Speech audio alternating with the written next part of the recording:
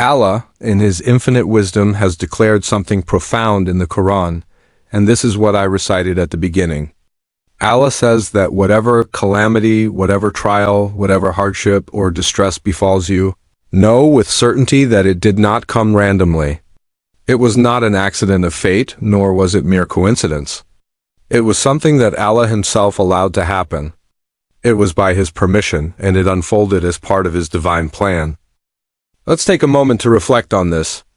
A person gets into a car accident, something so sudden, so shocking. Another individual is diagnosed with a severe illness, something that changes their life in an instant. Someone loses their job and finds themselves struggling to make ends meet, unsure of how they will provide for their family. A marriage that was once filled with love turns bitter, leading to separation and divorce. A child, overwhelmed by conflict at home, decides to run away, cutting off all ties with their family. A sibling stops responding to calls, ignores messages, and refuses to acknowledge their own brother or sister. A mother, the very heart of the household, walks away from her family, leaving them in a state of sorrow and confusion. These scenarios and many others represent the various trials people endure in this life. Every one of us at some point will face hardship. The question that immediately comes to mind is, why? Why would Allah allow such painful experiences to occur? Why would He permit suffering, injustice, loss, and heartbreak? Allah, in His divine wisdom, addresses this question in the Quran. He tells us something incredibly powerful, something that holds the key to how we should perceive our difficulties. He says, "Whoever has true faith in Allah, Allah will guide their heart." What does this mean? It means that when life hits us with pain, whether it be anxiety, grief, anger, or a sense of injustice, our hearts naturally react. We feel the weight of our struggles. We may feel betrayed. We may feel that things are unfair. We may even feel that someone has wronged us and gotten away with it. Our emotions may be in turmoil. But if we truly believe in Allah, if we have unwavering Iman, then Allah will guide our hearts through those emotions. This is profound. This means that the negative emotions we experience in the face of trials are not merely burdens. They are opportunities. They are the means by which Allah refines and strengthens our faith. In reality, our faith is not truly tested when life is easy, when everything is going according to plan, when we are comfortable and unchallenged. No, true faith is tested when we are shaken to our core, when we face loss, betrayal, heartbreak, and disappointment. It is in those moments that our trust in Allah is put to the test. And what is the reward for holding on to faith through hardship? Guidance. Allah personally guides the heart of the believer who remains steadfast. That guidance is the greatest treasure one can attain in this life. Because on the day of judgment, when we stand before Allah, nothing, absolutely nothing, will matter except the state of our heart. Allah tells us in the Quran, "On that day, neither wealth nor children will be of any benefit except for the one who comes to Allah with a sound heart." A sound heart is a heart that has faith in Allah, a heart that remains firm despite the storms of life. And the only way to achieve that kind of heart is through guidance from Allah. And the only way to receive that guidance is to go through difficulties, endure them with patience, and hold on to our faith despite them. This is why the best people to ever walk the face of this earth, the prophets, were the ones who faced the most trials. Every single one of them experienced trauma, suffering, and hardship. Yet they emerged stronger in their faith. Think about Prophet Ibrahim. He had a toxic father, a father who did not just disagree with him, but who threatened him, abused him, and ultimately disowned him. Yet, even as he was being expelled from his own home, Ibrahim turned back to his father and addressed him with the most beautiful words, "O my beloved father." This is remarkable. He was not bitter. He did not say, "You were toxic, you were abusive, and I am glad to be rid of you." No. Even as he was leaving, even as he was suffering, he still had love in his heart for his father. He still cared about his father's guidance. He still prayed for his father to be forgiven. This is the example of the prophets. The voice you selected does not support this language. Please click the upper right corner to switch to another voice. His own brothers were narcissistic. They were jealous, manipulative, and deceitful. They threw him into a well, left him for dead, and later sold him into slavery. Yet, when years later he had the power to punish them, he forgave them. He turned the page. This teaches us something incredible. In today's world, people are quick to label others. Oh, that person is a narcissist. This person is toxic. I need to cut this person off for my own healing. But what does our Deen teach us? It teaches us mercy. It teaches us patience. It teaches us to turn the page. Yes, there are cases where boundaries need to be set. But there is a difference between protecting yourself and holding on to resentment.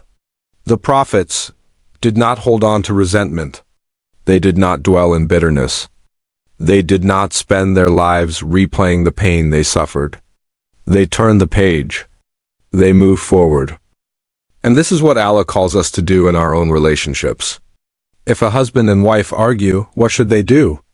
Should they label each other as toxic and call for divorce at the first sign of conflict? No, Allah commands us. Tell my servants to say that which is better, for Shaitan seeks to create discord among them. This is profound. It means that in the heat of an argument, we have a choice. We can escalate the situation by saying something hurtful, or we can de-escalate by choosing words that bring peace. And this applies to all relationships. In our families, in our marriages, in our friendships, how often do we allow Shaitan to sow discord simply because we refuse to turn the page? Allah tells us in the Quran that even in the most extreme cases, where a spouse or a child becomes an enemy, what does He say? He says, "But if you pardon, overlook, and forgive, then indeed Allah is most forgiving, most merciful." Subhanallah. Even in the worst of circumstances, Allah encouraged reconciliation. He encouraged forgiveness. He encouraged moving forward. But today, pop psychology tells us something else. It tells us to make our feelings our God. If we feel something, that becomes our ultimate truth.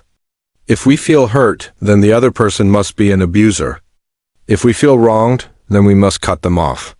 If we feel sad, then we are justified in holding on to resentment. Allah warns us about this mindset in the Quran. Have you seen the one who takes their desires as their God? When a person allows their emotions to dictate their reality, they become enslaved to their own feelings. No amount of reasoning will reach them. No amount of wisdom will guide them, because they have replaced Allah with their own emotions. But Allah gives us a way out. He says, "Whoever believes in Allah, He will guide their heart." So the question is, will we trust Allah? Will we believe in His wisdom when we face hardships? Will we allow Him to guide our hearts through our trials? Or will we become enslaved to our emotions, allowing our pain to define us? May Allah grant us steadfastness in our faith. May He guide our hearts through every difficulty. And may He not make us among those who pass judgment on others unjustly. Ameen. Let's take this reflection even further, because the wisdom embedded in these words of Allah is vast and profound. When Allah tells us that whoever truly believes in Him, He will guide their heart, this is not just about enduring hardships, it is about transforming through them. It is about emerging from trials not broken, but stronger, not bitter, but purified, not distant from Allah, but closer to Him than ever before. Imagine a person who has just been struck by a calamity. It could be anything: a sudden job loss, a betrayal by a trusted friend, the breakdown of a marriage, a painful illness, or even the death of a loved one. In that moment, their heart is in turmoil. Their thoughts race. They ask, "Why me?" They wonder, "What did I do to deserve this?" They feel the weight of sadness, anger, frustration, and helplessness. Now, what happens next depends entirely on one thing: their Iman. If their faith is weak, they may fall into despair.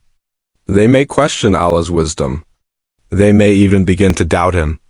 They might think, if Allah really loved me, why would He let this happen?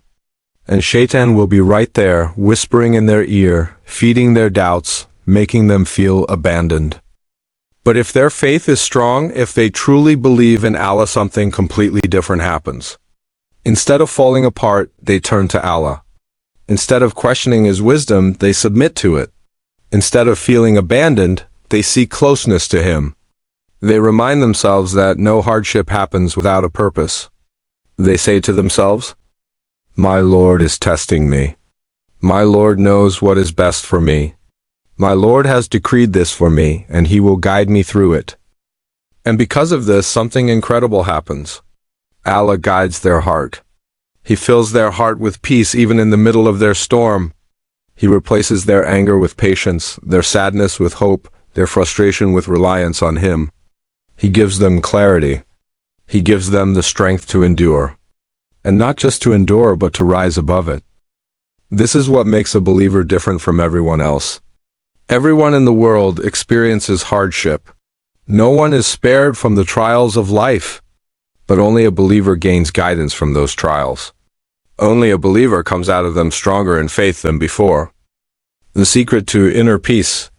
This is why some people go through unimaginable suffering, yet you see them at peace. You see them smiling. You see them patient, steadfast, unwavering in their trust in Allah. And you wonder how do they have such strength? The answer is in this ayah. Whoever believes in Allah, He will guide their heart. Their peace does not come from their circumstances. Their peace comes from their faith. It comes from knowing that nothing happens except by the will of Allah. It comes from the conviction that no pain is without purpose, no suffering is without wisdom, no hardship is without reward. And this is something that the modern world does not understand. Today, people chase peace in everything except faith. They look for it in money, in relationships, in careers, in distractions, in entertainment. They try mindfulness, meditation, therapy, self-care, yet they still feel empty. They still feel lost. Why? Because peace does not come from the absence of hardship, it comes from the presence of Iman. This is why you will find people who have everything, wealth, success, fame, yet they are miserable. And you will find people who have nothing, who live in poverty, who have suffered great loss, yet they are content. They are grateful. They are at peace, because their hearts have been guided by Allah. And the greatest example of this is in the lives of the prophets. The prophets, masters of emotional strength. Take the example of Prophet Musa. He faced constant rejection from his own people. He was attacked, slandered, threatened. He had to stand up to the most powerful tyrant in history, Pharaoh, knowing that his life was at risk. And yet, throughout all of this, he remained firm. He remained strong. He remained guided. Why? Because of his connection to Allah. His faith anchored him. It kept him from breaking under pressure. It kept him from losing himself in anger, despair, or frustration. Or look at Prophet Ayub. He lost his health, his wealth, his family, everything. He suffered years of pain and isolation, yet he never once complained. He never once questioned Allah. He remained patient, knowing that his suffering was not in vain.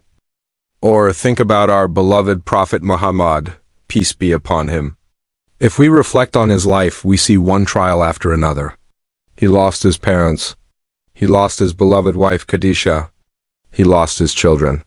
Driven out of his home, and yet, through it all, he remained the most patient, the most forgiving, the most hopeful. How? Because his heart was guided. The danger of letting feelings rule us? Now, contrast this with what is happening in today's world. Instead of letting faith guide them, people are letting their emotions be their guide. If they feel angry, they let that anger control them. If they feel hurt, they let that hurt define them. If they feel sad, they drown in that sadness. And the worst part? They justify it. They say, I feel this way, so it must be true. They label people instantly. That person is toxic. That person is a narcissist. That person is abusive. Instead of forgiving, they hold grudges. Instead of moving forward, they stay trapped in the past. Instead of healing, they keep reopening their wounds. But what does Allah say about this mindset? Have you seen the one who takes their own desires as their God? This is a frightening reality. When a person lets their emotions dictate their reality, when they let their feelings override faith, reason and truth, then they have made their desires their God? And when that happens, Allah seals their heart. No matter how much knowledge they have, no matter how much logic you present to them, they will not see the truth. Because they are not looking for truth. They are only looking for what validates their feelings.